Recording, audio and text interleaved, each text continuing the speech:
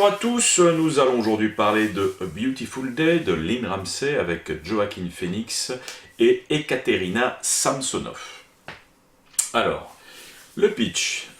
Joe, un vétéran passablement traumatisé par de terribles souvenirs, se lance dans une croisade brutale pour sauver la jeune fille d'un sénateur tombé aux mains de pédophiles.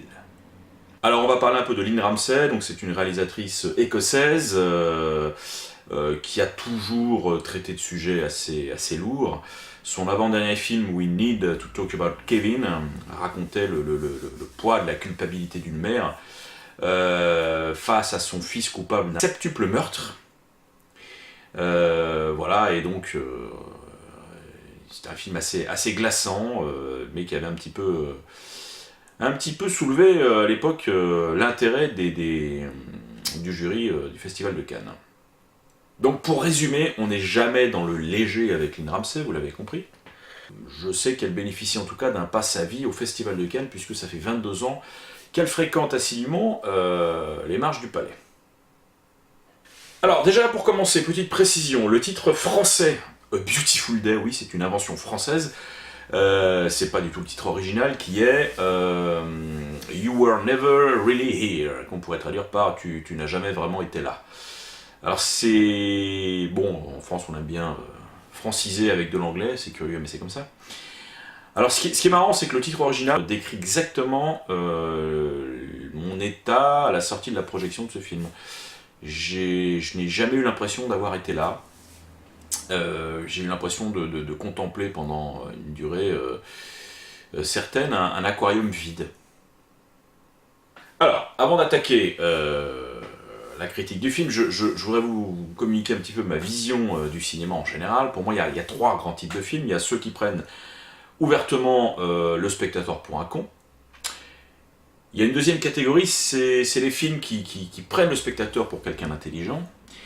Et il y a une troisième catégorie, c'est celle des films qui se foutent complètement de la vie d'un public quelconque et qui ne sont destinés qu'à une poignée de personnes triées sur le volet, bien sûr, et éventuellement à rafler quelques prix lors de son passage dans les divers festivals.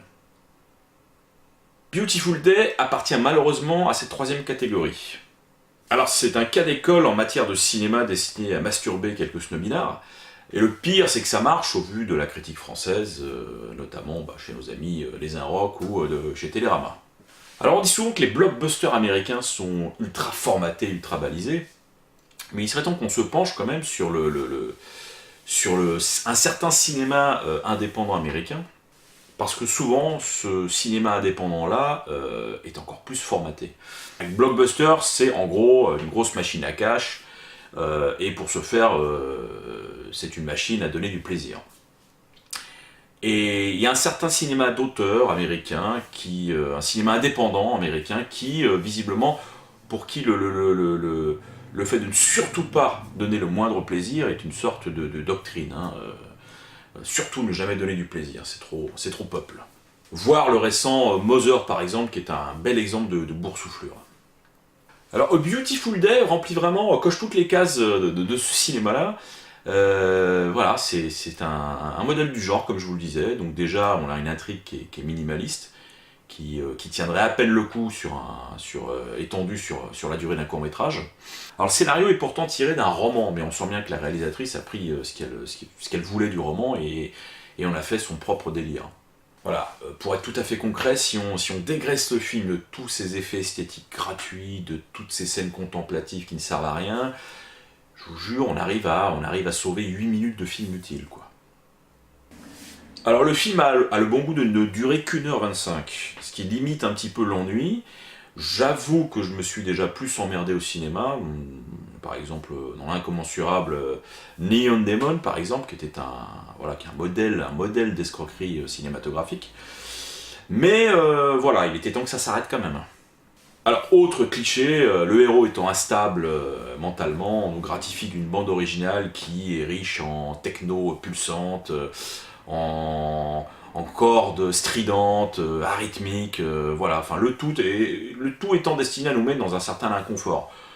Sauf que, pour avoir vu ce genre de procédé 1000 fois, j'ai eu l'impression d'enfiler des charentaises.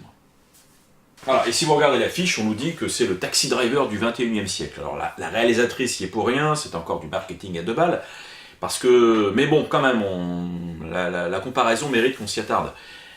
Taxi Driver, 1976, pour moi c'est un film qui révolutionne un peu la grammaire cinématographique de l'époque. Merci Martin Scorsese, et qui a bouleversé à tout jamais la représentation de la violence à l'écran.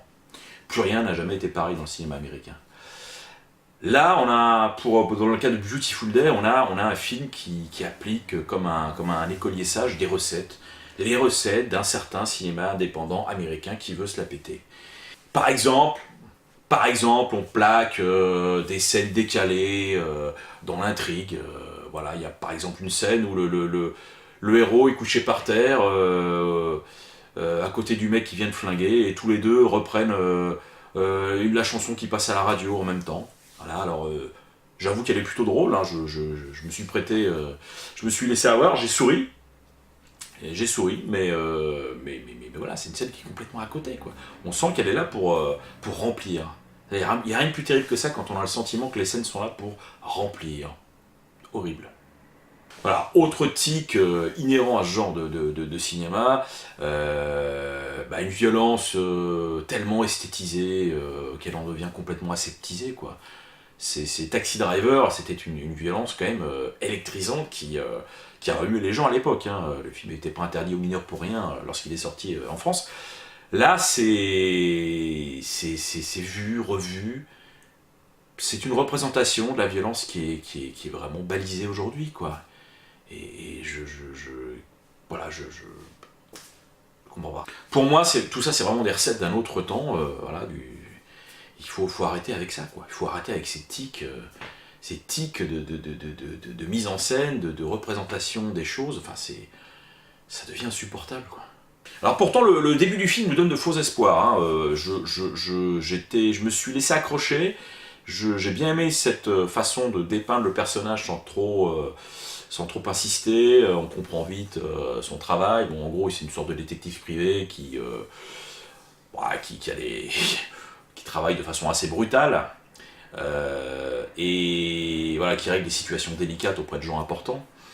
Donc on comprend ça très bien, c'est très bien fait, on comprend sa façon de fonctionner, on comprend qu'il vit comme un ours, qu'il n'a aucune attache avec le monde extérieur, qu'il a quelques problèmes mentaux, et accessoirement on nous présente le lien très fort qu'il a avec sa mère, sans surligner tout ça, avec quelques scènes qui campent le décor, qui le montrent au quotidien avec elle. Voilà, j'ai trouvé ça plutôt subtil, et moi je me suis dit, ah, là je pense que la suite peut me plaire. Bon, sauf que là, badaboum, une fois les présentations avec les personnages étant faites, en gros, Joaquin Phoenix, alias Joe, s'en va fracasser quelques crânes, hors champ toujours, hein, de méchants divers, voilà, de façon assez molle d'ailleurs. Voilà pour le reste du film. Et bien sûr, nous montrer que les traumatismes multiples qui le hantent lui pourrissent la vie au quotidien. Voilà. Alors au mieux, le film est un véhicule pour l'acteur Joaquin Phoenix, qui est bon, qui est très bon. Je veux dire, je trouve que sa prestation est intéressante, il n'en fait pas des caisses, tout passe par le regard, les attitudes, les postures. Maintenant, sa performance est au service de rien, quoi. C'est le grand vide.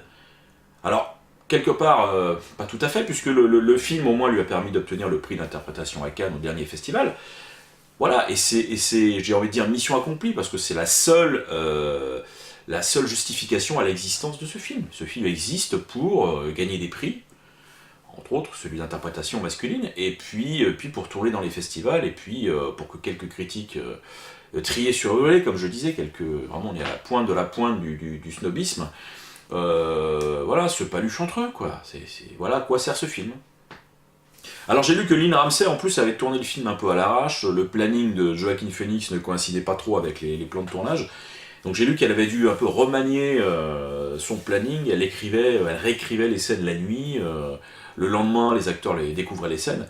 Alors ça se ressent quand même en voyant le film, cette impression de vide, de creux, qu'on compense voilà, en tournant quelques plans esthétiques qui sont complètement dissonants par rapport au reste de l'ambiance. On a à côté à la fois une volonté de montrer les choses de façon réaliste, crue, puis d'un autre côté on a cette stylisation qui est un peu gênante, qui est très, comme je vous le disais, qui évoque parfois les clips des années 90 de Guns N' Roses, quoi. Il y a une scène où le héros s'enfonce dans l'eau en portant le cadavre lesté de sa mère qui vient d'être assassinée, le tout filmé dans un ralenti esthétisant, mais on se pince, quoi.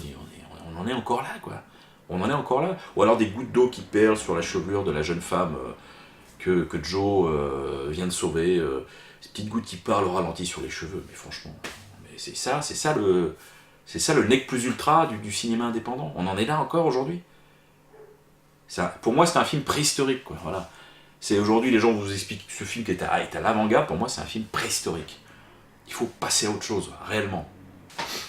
Donc vous l'avez compris, je ne vous invite pas à aller voir ce film. Personnellement, je pense que j'aurais oublié ce film dans 3 jours. Donc vous allez oublier assez facilement que vous ne l'aurez pas vu.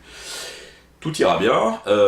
Écoutez, je vous incite à continuer à aller au cinéma. Et puis, je vous dis à très bientôt pour une nouvelle chronique. Ciao!